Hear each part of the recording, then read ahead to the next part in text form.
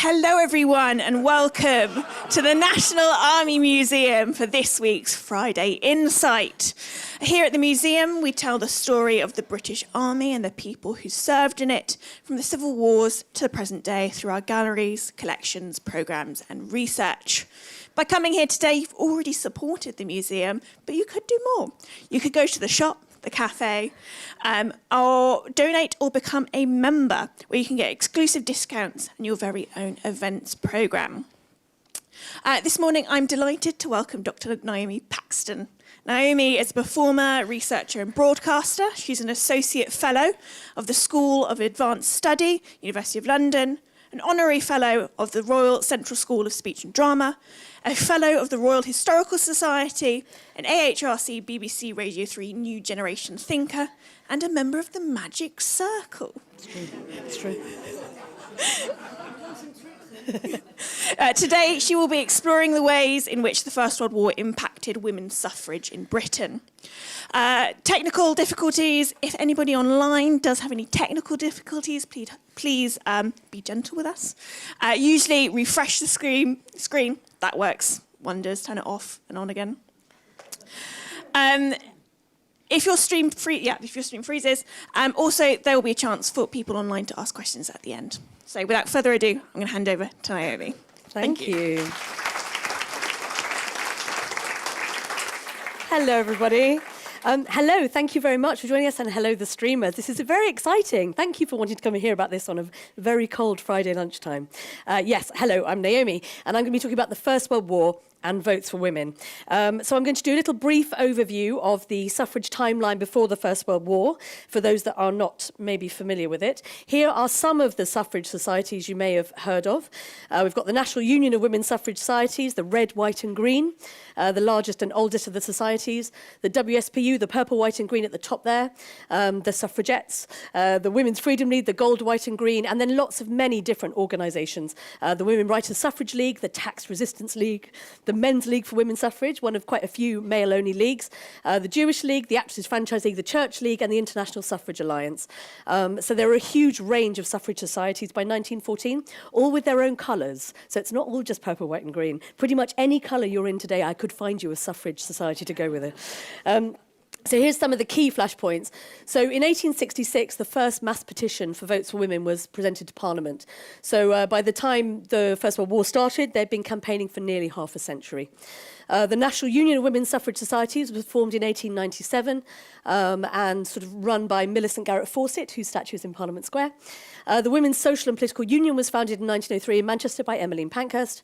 And in 1907, the Women's Freedom League was created by former members of the WSPU who left and set up their own organisation.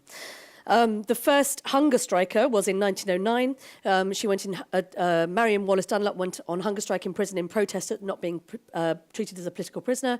And in 1911, hundreds of suffragists across the UK boycotted the census.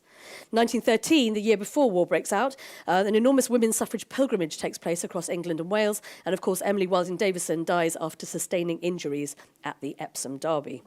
So, by 1914, there were more than 50 suffrage societies across the UK, representing different professions, faiths, interests, locations, and methods of campaigning. There were all male societies, all female societies, and groups open to both women and men.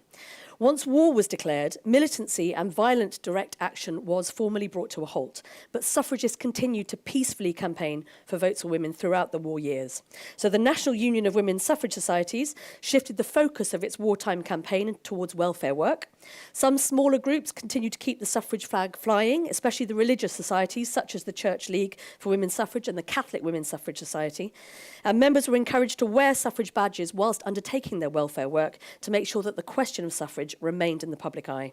They also continued to meet together as suffrage workers in a number of suffrage clubs set up throughout Britain during the war. Even before the war, the International Women's Suffrage Alliance, that's their badge at the top there, and its newspaper represented the pacifist voices of women in 26 countries.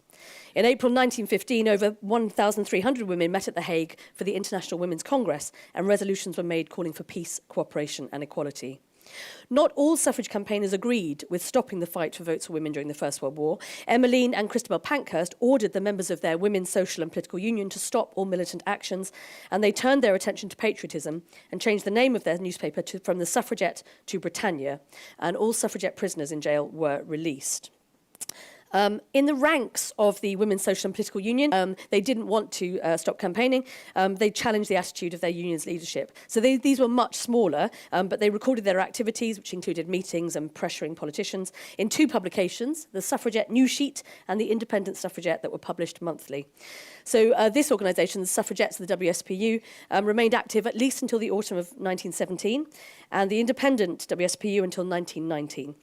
So even though the kind of hardline militants were officially disbanded, they did break out and carry on campaigning.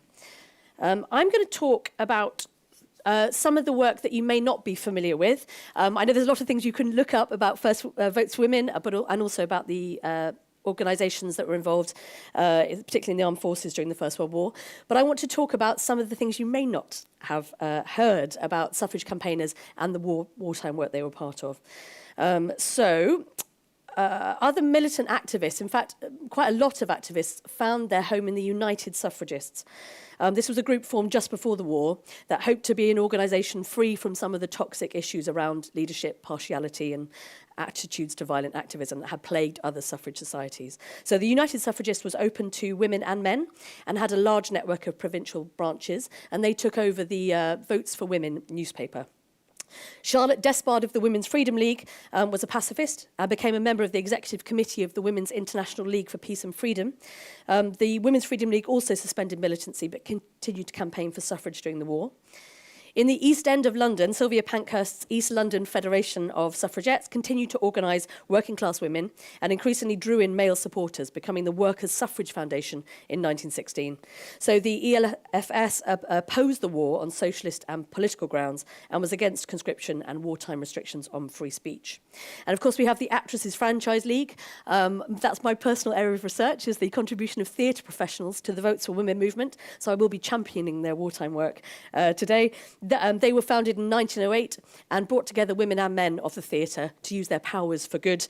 They produced suffrage plays and lectures and were neutral in regard to tactics, which meant that they had members that were both supportive and not supportive of militancy. So they're a really interesting group to study.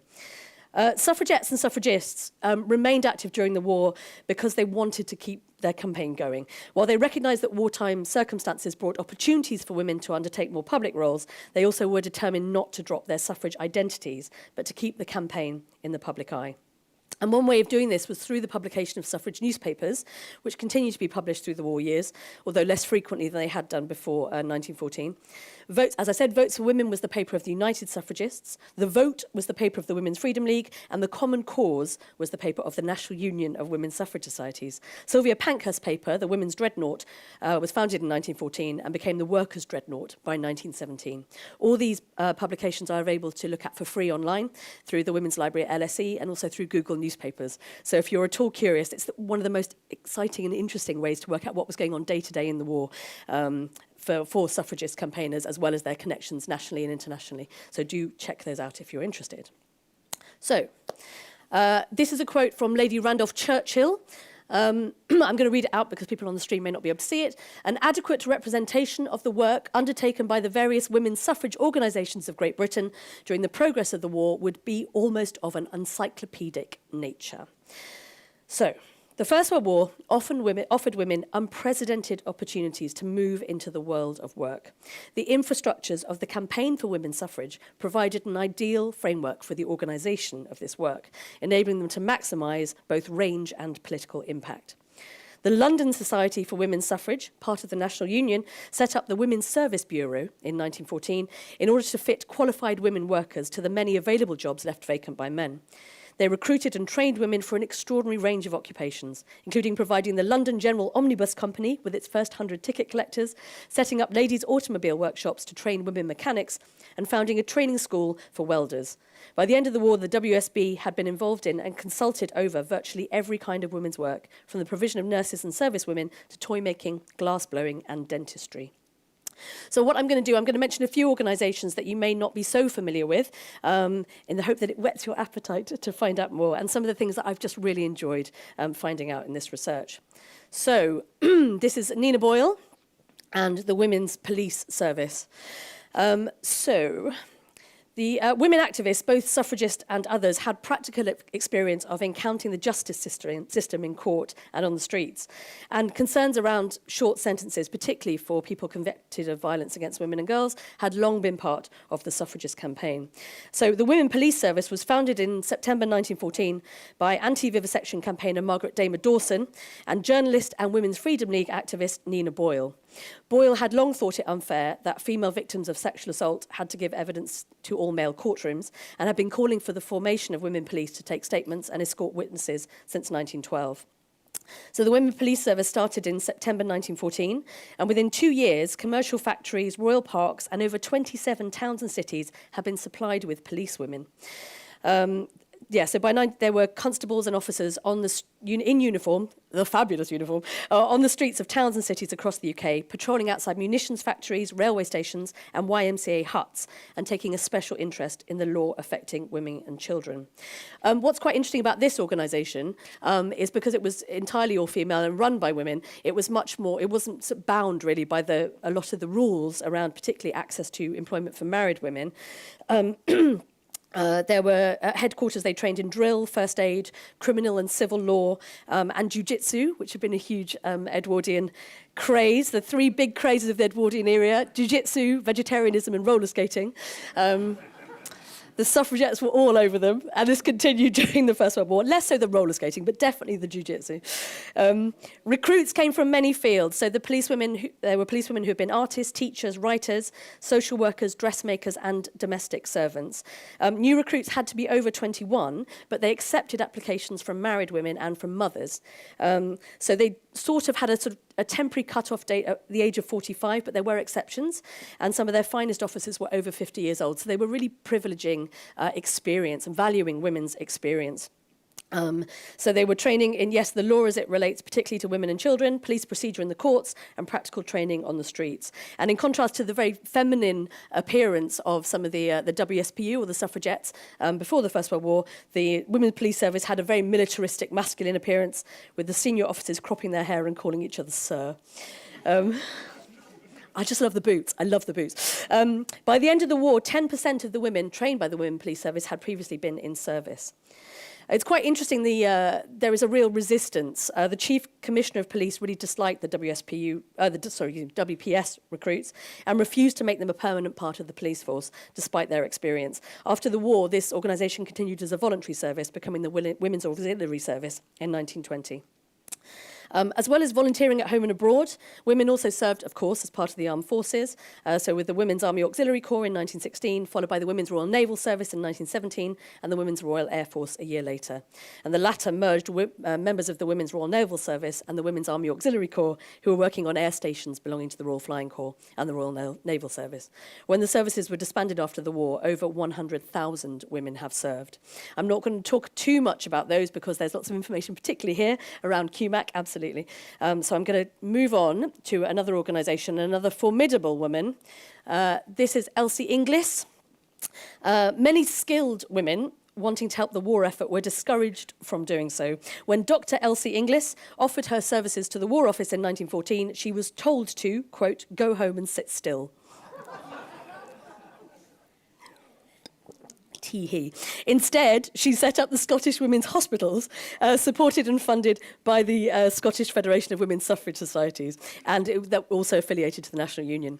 The organisation comprised 14 units involving more than 1,000 women that saw active service in France, Serbia, Russia, Romania, Salonika and Macedonia, and by 1917 had branches on the Western and Eastern fronts. The units were almost entirely staffed by women, and Inglis understood that as the National and the Suffrage Press would report all the Scottish Women's Hospital activities. So they worked for the war effort and did it in the public eye. So over 1 million additional women entered into paid employment over the course of the war. Women workers in a number of different industries, including transport, munitions and manufacturing, were encouraged by suffrage campaigners to make their voices heard. And many went on strike to agitate for equal pay for equal work, as well as for better and safer working conditions. Initially, the voluntary work done by women was barely acknowledged, financially unsupported, and undervalued by the very organisations these organisations were trying to help. Actress manager Lena Ashwell remembered that, quote, weekly lists were sent to the War Office containing full particulars as to the numbers of women we could supply for transport, cooks, interpreters and so forth, and each week a letter was received in acknowledgement saying that women were not needed. Organisations like the Scottish Women's Hospital saw this sort of ludicrous and shameful, noting that the Home Secretary had refused the services of women interpreters and the offer of, quote, 25 women motorcyclists able to repair their own and other people's machines have been similarly neglected. And how about the post office work, the ticket selling, the express message carrying and other useful and necessary employments that are now suspended or working short? Women could carry them on just as well as men while men are in the field. But no women need apply has been this narrow-minded government's rule, whether for votes or anything else, end quote. This is a detail of a cartoon from the front of the newspaper Votes for Women. So if you can't see, this is a woman here, ball and chain, says sex disqualification. And she's got a bracelet that says Red Cross Society, Women's Emergency Corps, and the Women's Service Corps. I do think that a significant part of the success of women's work in the First World War was the fact they had been so organised as part of the suffrage movement and had been used to not taking no for an answer and finding ways to raise money to support each other and to gain national support and also kind of work the press in a way that was useful for them. So they were frustrated but not intimidated by the government's lack of support. There are some really strange anomalies. So the first permanent ambulance service in London was formed in 1879, and women were first employed as drivers for the service in 1915, and by 1916, July 1916, the London County Council Ambulance Corps was staffed entirely by women. But despite the willingness of London taxicab drivers to let women drive, Scotland Yard refused to licence them, stating that women could not handle luggage and would be, quote, exposed to unpleasant experiences at night. Strange. The Daily Mail, an unlikely supporter, reported in January 1916 that, quote, if Scotland Yard would sanction the experiment, a plentiful supply of women, trained drivers and well-disciplined could be obtained through large bodies of hard-working patriotic women. These bodies have already offered to come to the aid of the cab companies and the public, but the police say no. So the first female taxi driver, Marie White, was not licensed in London until 1977. Very good. Gasp, gasp. Very good. Okay, so let's talk about drivers. This is the excellent Vera Jack Home. She was born in 1881 in Ormskirk. She became a professional performer in her early 20s, joining the D'Oyly Carte Opera Company at the Savoy Theatre and appeared in a number of Gilbert and Sullivan operas as part of the Ladies' Chorus. Vera had joined the Actresses Franchise League and the Women's Social and Political Union. In 1908, she took part in marches, demonstrations, deputations, processions, and she initiated the selling of suffrage newspapers on the streets. She became chauffeur to WSPU leader Emmeline Pankhurst in 1911. You can just about see Emmeline Pankhurst in the back of that beautiful car. And was, according to the Chauffeur magazine, Britain's only female chauffeur at that time. Interesting. So she is dressed in her uniform and wearing an RAC badge of efficiency. She drove Mrs. Pankhurst around in this Austin landaulet owned by the WSPU. In 1915, she and her companion, Evelina Haverfield, joined the Scottish Women's Hospitals in Serbia, and she used her motoring expertise as an ambulance driver. In 1918, she was awarded the Samaritan Cross by the King of Serbia in recognition of her work with the Scottish Women's Hospitals and a Russian Medal for Meritorious Service. And at the end of the war, she helped set up the Haverfield Fund for Serbian Children and maintained her connections with the Serbian people. She was awarded a big shiny thing by the Royal Yugoslav Embassy in 1943. There were many other members of the Actresses Franchise League who also did war service directly. Adeline Bourne, who was one of the founders, served as an officer in Cumac and worked as an acting paymaster in the War Office. Olga Nethersole joined the Voluntary Aid Detachment and nursed at Hampstead Military Hospital and then founded the People's League of Health in 1917. Actress and playwright Cicely Hamilton helped to set up the first 200-bed auxiliary hospital at Royaumont Abbey in France in 1914 and remained there in 1917 when she returned to England. We have sat next to Vera Home is Edith Craig, who was Ellen Terry's daughter. More of her later. But yes, she was also a member of the WSPU and the Actresses Franchise League. So I'm going to turn quickly to a couple of the wartime projects from the Actresses Franchise League and tell you a little bit about them, because I think theatrical suffragists were in a really unique position. In the labour economy, they were freelance. They had sort of stepped out of some of the conventions of society by training and working on the stage, and they had experience of supporting their own families and also of touring the UK extensively.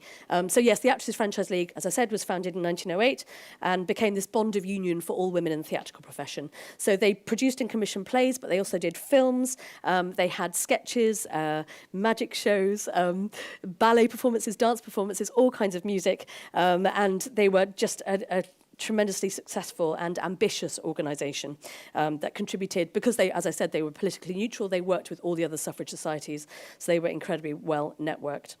When war broke out, they wanted it. So this is a quote from May Whitty, who's an actress, a name some of you may recognise. This is from her diaries, August the 4th, 1914. Also strange, unreal, wild rumours of naval engagements, ships sunk. The streets as we walked home were full of excited people waving flags. Then the tension, the rumours, the hopes, the fear, and life went on. The Actresses Franchise League started organising the Women's Emergency Corps. Meetings every day, women came from all over the country to register for service, and here the work for suffrage showed its value. Women were organised, trained, ready to face dangers. The Women's Emergency Corps was founded by members of the Actresses Franchise League just 2 days after the outbreak of war and devised to be, quote, elastic, unhampered by political or social prejudices and prepared to undertake any work that should be useful, whatever that work might prove to be, end quote. So 4 days after the foundation of that organisation, 2,000 women had volunteered to drive motor cars, to ride or drive horses, to take care of creches of kindergartens, to cook, to sew, to speak several foreign languages or serve in any other way. And they were freed from any negative association with the suffrage movement, in spite of the involvement of prominent militants like Emmeline Pethick-Lawrence on its committee. Anti-suffragists were as welcome as suffragists to volunteer their services. So the Women's Emergency Corps provided a safe space for such collaboration, united as it was around the war effort and the employment of women rather than political activism. They held regular and free meetings in theatres and venues across the UK to appeal for funds and update supporters. And they were based initially at the Little Theatre, just behind the Strand, which is just around the corner from the offices of the Actresses Franchise League and the Women's Freedom League. By January 1915, the Corps had 15 branches across England and Wales and 18 departments, including clerical work, housecraft, interpreting, land development, medical and nursing, National Food Fund, needlework, toy industry, and the Women's Volunteer Corps. The Corps organised the teaching of French and German in over 40 military centres outside London, published 2 books of French and German phrases, subtitled The Soldier's First Aid to Foreign Languages. It's a great book, for English soldiers abroad. The Corps provided interpreters as part of a large network of women's groups and societies helping Belgian refugees arriving at London stations to find accommodation, work and medical treatment, and if necessary, legal advice. And these volunteers came from both suffrage and non-suffrage backgrounds. So the toy department, in particular, was a huge success, developing original designs and registering a trademark. So this enterprise was widely reported in the press soon after it began, and the toys sold very well. As you can see, there is a really interesting range. The toy-making department worked with a number of designers, including a curator of the Tower of London Armouries, Charles Fuchs, to design a wooden model of Henry VII. That's the statue there. Very cool. By February 1915, the number of women working in the toy-making department had grown considerably, with the Women's Emergency Corps reporting there were 20 branches across the UK employing 228 women workers. They produced a huge range of projects and products, many of which have been designed by their makers, and offering us a really interesting experience, a glimpse into the experience of wartime women at home and abroad. So items we have here include an ambulance wagon with stretchers and figures of Red Cross nurses. There we are. A realistic mud trench at the top there, complete with barbed wire, sandbags and blackened tree stumps, which had been designed by the mother and wife of 2 soldiers at the front. For young and children, there were wooden Belgian dogs, drawing carts, khaki-clad Tipperary Tommy dolls, and apparently a very realistic penguin called Simon, pictured there with actress-manager Lena Ashwell. So in March 1915, the Women's Emergency Corps exhibited their toys at the British Industries Fair, held at the Agricultural Hall in London. And they were not alone in representing women's labour at the fair, as the newly formed East London Federation of Suffragettes Toy Factory had also a stand selling dolls and wooden toys. So accounts of this industry's fair show that the wartime ban on German toys had opened up opportunities for British designers and manufacturers. So with German toys no longer desirable, military items made by British makers flooded the market, and safely at home, children could play at war. This is a whole other talk, but the games and toys, the example of the toys on sale in March and April 1915 is really interesting. There were searchlights worked by electric batteries, anti-aircraft guns, armoured cars, and a torpedo dreadnought battleship that would explode on the pressing of a button, sending the deck, guns and turrets flying. The cheery headlines in the toy manufacturing journals contrasted with the grimness of the descriptions of the toys. But among the bloodthirsty games, there were also more innocent musical pleasures to be had. One of my favourites is an intriguing contraption called the drummophone, billed as the most wonderful music invention to accompany any martial music on a piano or gramophone. So it's a pole with a Union Jack at the top, a pair of cymbals just below, and a kettle drum halfway down. And it's played by pulling a serrated bow across the pole to activate the drum, which must have been noisy. I just want to point out, oh yes, this is, excuse me, that's their, so they did register a trademark, the Women's Emergency Corps toy stand, and they made a great deal of money, and they were selling their toys across the UK and in major, they actually had a shop on Oxford Street to sell their toys and the work made by women who were in the Women's Emergency Corps workrooms. The Actresses Franchise League was very aware that many women of the theatre, women and men of the theatre, were thrown out of work by the war, and so they were trying to provide many employment opportunities as possible, and for people who were makers, they could sell their wares. I just want to point up this picture here in the middle, these caricature figures. So these represent the King, Lord Kitchener, Sir John French, Sir John Jellicoe, and General Joffrey. In December 1914, the Women's Emergency Corps workrooms have produced a geyser, a figure of the Kaiser, to be stuffed with straw and burnt on Guy Fawkes Night. We don't have a picture of that, sadly. But attached to each figure was the following verse. We shall all remember the 5th of November by Wilhelm's infernal plot. We see no reason why Germany's treason should ever be forgot. The geysers were on sale at public meetings, and Lena Ashwell, pictured with Simon there, told the Daily Chronicle that she took 100 geysers to Cardiff for a Women's Emergency Corps meeting and could have sold 3 or 4 times that number.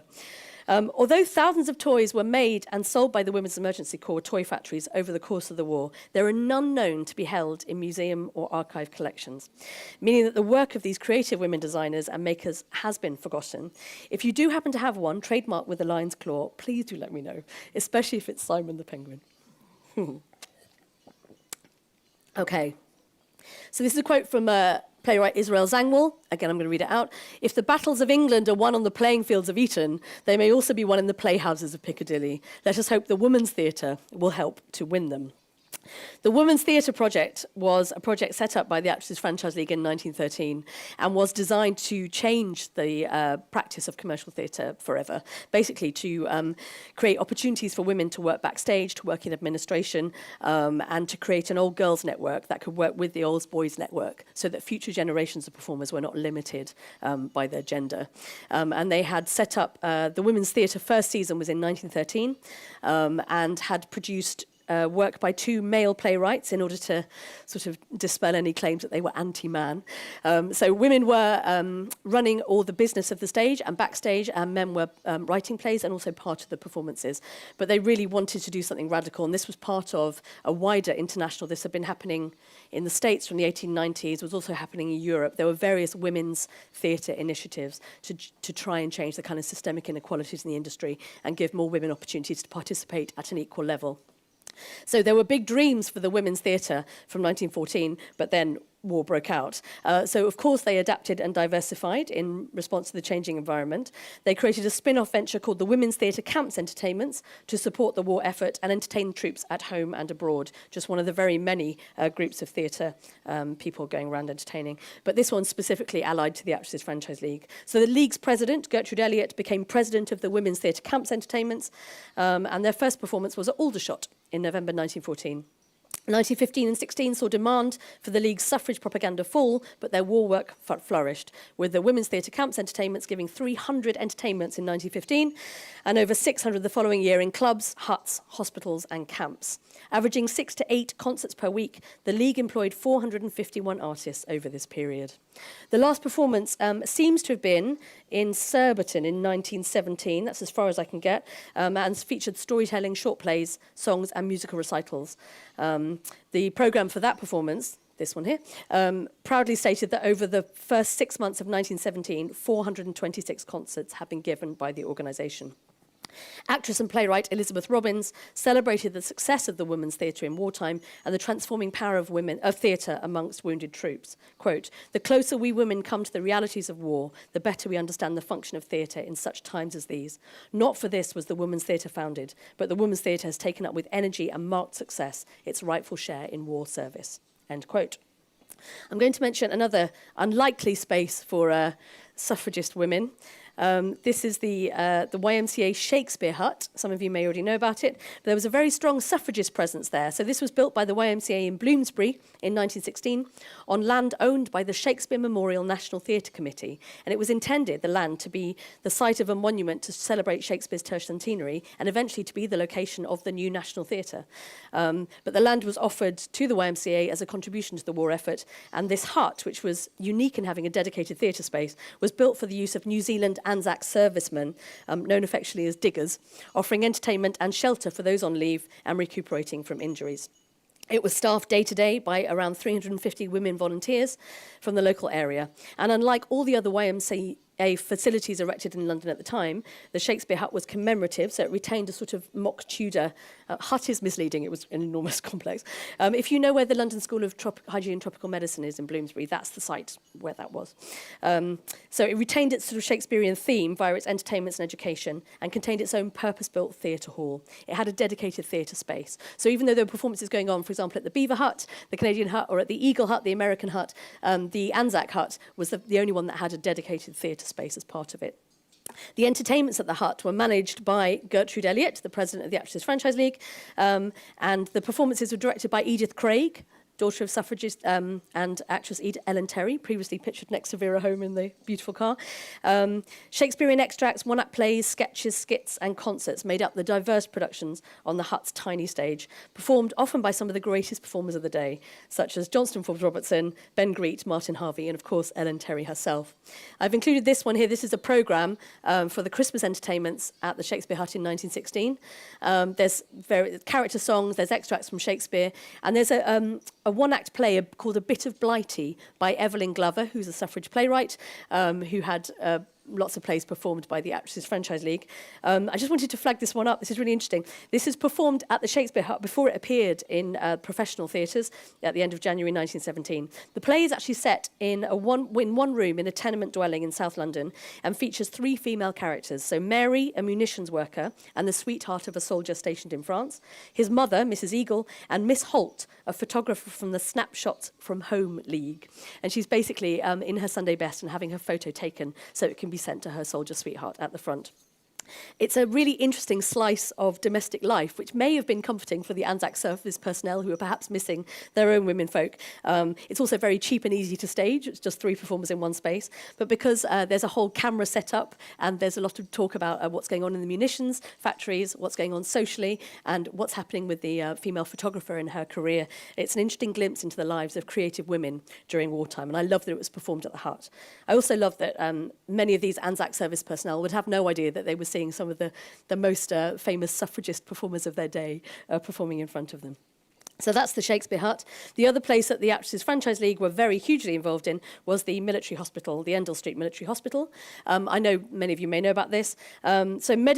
Obviously, many medical women saw the war as an opportunity to advance their professional as well as their political cause. So WSPU members Flora Murray and Louisa Garrett Anderson set up the Women's Hospital Corps in France and then in Britain, and eventually became the first women doctors to work with the Royal Army Medical Corps. They ran efficient, successful hospitals and continued to wear their WSPU colours of purple, white and green on their uniforms throughout the war, so nobody could forget their allegiance to the women's cause. So the Endell Street Military Hospital in Covent Garden was the first to be staffed entirely by women. As it was opened in 1915 by Murray and Garrett Anderson, and proudly adopted the WSPU motto, deeds, not words. So it had over 500 beds on site and was busy from the moment it opened, catered to patients' psychological as well as medical needs, boasting a library, gardeners, sports days, and a huge variety of entertainments. So Actresses Franchise League and Women Writers Suffrage League members were involved as volunteers, with Beatrice Harraden and Elizabeth Robbins as librarian and assistant librarian, hence the picture of the library here. And the people who ran the Women's Theatre Committee, Inez Ben-Susan, and of course May Whitty on the Entertainment Committee. Again, service personnel were having encounters with suffrage campaigners that they never could have anticipated. And the library was stocked with stirring suffrage texts, which is also very pleasing. This is a programme for as it's pantomime season, for the Grand Pantomime of Cinderella, which it's extraordinary. I wasn't able to print out the whole thing, but there are scenes set in the Endell Street Hospital and a really interesting cast made up sometimes of the orderlies at the hospital and others of West End performers who were, say, released by so-and-so production manager in order to appear in the pantomime at the Endell Street Hospital. So again, there are suffragist women who are doing very good war work, but are also making sure that their suffragist affiliations are constantly in full view. We'll talk about one more project that the Actresses Franchise League were part of, the British Women's Hospital Fund. So the British Women's Hospital Fund was formed in July 1915 and based at the Actresses Franchise League offices. The purpose was the refurbishment and conversion of the Star and Garter Hotel in Richmond in Surrey into a home for permanently disabled soldiers and sailors. So this was absolutely part or very much sort of affiliated to the suffrage campaigning, as well as a lot of the patriotic campaigning of the time. They had banners, marches to raise money, sandwich boards throughout the West End, including all-female bands in uniform from the Church Nursing and Ambulance Brigade, very much reminiscent of the WSPU bands before the First World War. And the minutes book of the committee show that the support for the project gathered quickly. They had Dr. Flora Murray from the Endell Street Military Hospital on the medical committee and an extensive list of titled women as patrons of the fund. And the government committee liaised with Edith Craig, the Women's Emergency Corps, publishers, politicians and theatre managers to arrange public meetings and fundraising opportunities. They also used... Adeline Bourne wrote to speak on behalf of the British Women's Hospital, saying that she wanted to hold a recruiting meeting. The subject to stir them is Edith Cavell. So this is October 1915. Cavell, a nurse stationed in Brussels, had been shot at dawn by the German army on the 12th of October for assisting the escape of Allied soldiers. An international protest had followed her arrest and execution, and her story and her memory was potent with patriotic and moral power. So the committee of the British Women's Hospital had decided to associate and perpetuate the name of Edith Cavell, and they wanted to appeal to supporters to raise funds to name a wing of the Star and Garter home after her. An appeal was duly made in the press, and Bourne publicly sought and gained the approval of Cavell's sister for the campaign. So at the end of the war, the Star and Garter home was one of the Actresses Franchise League's most successful ventures. They raised £150,000, so it's over £10 million, 3 times the amount they initially wanted. So, to the vote. Before 1914, only 58% of men had the vote. By 1916, it had become clear that the next general election could not use the pre-war electoral register, as many men on military service had been out of the country too long to meet the residency qualifications. There was also strong feeling amongst politicians on all sides that previously unenfranchised men who had been conscripted into the forces or otherwise contributed to the war effort deserved the vote. A cross-party conference of 32 MPs and peers was formed to discuss electoral reform. It's known as the Speakers' Conference, with Speaker Lowther as chairman. Women's suffrage campaigners saw their opportunity and lobbied politicians extensively. Concerned about enfranchising too many women by giving them the vote on the same terms as men, in January 1917, the conference recommended that an age limit of 30 or 35 be set and left the House of Commons to debate which. 2 months later, over 80 women representing 24 suffrage societies and also other women's organisations took part in a deputation to the Prime Minister. And this is the document here. So you have, again, we have people from across the kind of suffragist political spectrum: Millicent Garrett Fawcett, Emmeline Pankhurst, Charlotte Despard, Margaret Damon Dawson of the Women's Police Service, the Chief Lady Factory Inspector, Dr. Garrett Anderson from Endell Street, Gertrude Elliott, President of the Actresses Franchise League, representatives of the National Women's Labour League, the National Union of Women Workers, and representatives of 24 suffrage societies. We have this whole document. So this is what Millicent Garrett Fawcett said, quote, we should greatly prefer an imperfect scheme that can pass to the most perfect scheme in the world that could not pass. But we suffragists have always known that the work of women was nationally indispensable. No nation is sustained, either in peace or war, by the work of one sex only. It is sustained by the work of both sexes combined. And this, which we have always perceived, has come to many as a revelation, made clear by the great searchlights of war. And as soon as they perceive it, they too begin to become suffragists. So now that we have an immense volume of opinion behind us and supporting us, much as we never had before. What's interesting is that a lot of people criticise members of the large sort of suffrage organisations for taking the limited franchise. But it's clear from this deputation document, which documents all the discussions going on, that Mrs. Fawcett and the other suffrage campaigners desperately wanted women on the same terms as men. But David Lloyd George, who was by then the Prime Minister, encouraged them to take the limited franchise. This is what he said. The strength of our position is that we are acting upon an agreed report. The moment you depart from that, I think it will mean disaster to the whole of the proposals, and therefore I am perfectly certain the strength of the women's position is to stand by this. I know it is illogical. I know it is unjustifiable to limit it. Friends inside the Commons felt that this was the utmost they could carry by anything in the nature of consent. And for that reason, I strongly urge you, however unpalatable it may be, and however undesirable from the point of view of excluding a very, very considerable number of women who have rendered great service in this war, I strongly urge you to stand by this proposal and say that this will satisfy you. So, the vote for some. The passing of the Representation of the People Act in 1918 tripled the electorate from 7.7 million, 28% of the adult population in 1910, to 21.4 million, 78% of the adult population in 1919. Virtually all men over the age of 21 got the right to vote. Military and naval service personnel got the vote at the age of 19. Women over 30 who met property qualifications got the vote, becoming 43% of the electorate. Women over 30 who were university graduates obtained a second vote in their university constituencies, and conscientious objectors were disenfranchised for 5 years. The Parliament Qualification of Women Bill was passed in November 1918. Although women could not vote until they were 30, they could now stand as parliamentary candidates if they were 21 years or over. With just a few weeks to prepare, 17 women stood in the 1918 general election, but the only one to be elected, Constance Markowitz, was a member of Sinn Féin and therefore did not take her seat. The first female MP to take her seat was Nancy Astor, who was elected at a Plymouth by-election in November 1919. So, what difference did the war make? When some women got the vote in 1918, after over half a century of campaigning, was it really World War I that swung the balance in their favour? So I've just split this into two things. So the first, politics.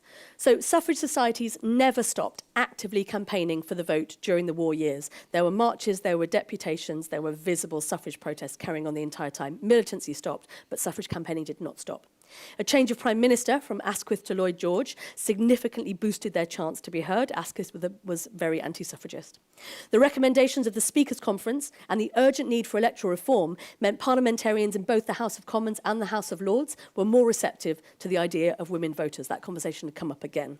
However, if you read Hansard, and do, it's fascinating, key parliamentarians repeatedly stated in debates that if women were enfranchised, it should not be done as a reward for their wartime service. War work. The war made women's work and labour visible in public space and valuable to industry and the military in new ways, but many initiatives were not supported or recognised by the government until the last years of the war, if at all. The idea that some women were enfranchised as a reward for their wartime service, to me, is not persuasive, especially as much of the work undertaken was by women too young or too poor to benefit from the new legislation. Many of the women involved in QMAC, for example, would have been too young and too poor to be enfranchised despite their wartime service. Of course, suffrage campaigners kept going after the war. This is May Whitty, again, speaking at an Actors' Franchise League meeting in 1919 called The Artist's Place in Reconstruction. Quote, on account of the war, they had lost touch with members and friends, but they had all been trying to do their bit, and the League's bit had been pretty extensive. They had not lost sight of the fact that the League was a suffrage society, first and foremost. They were very much alive and kicking, as of old, against injustice and inequality and trying to better conditions. It would take them another 10 years until they got the vote on the same terms of men. 1928 was the passing of the Equal Franchise Bill. So, a few links here. Do take a photo if you want to. I was lucky enough to work in Parliament in 2017-18 on a project called What Difference Did the War Make? World War I and Votes for Women. And the documentation for that is still online, including a digital version of this booklet, which has some of those key things I told you about. It's parliament.uk/whatdifference. That's still there. And if you're interested in the contribution of theatre professionals to the suffrage movement, then I happen to recommend these excellent books. These the two on the end of suffrage plays, but the one in the middle has got all the juicy stuff in. And it's now available in paperback, so it isn't violently expensive. Questions or comments? Thank you so much for your attention. I know it's a whirlwind, but I hope you found something interesting and chewy there. Please do ask any questions. Thank you.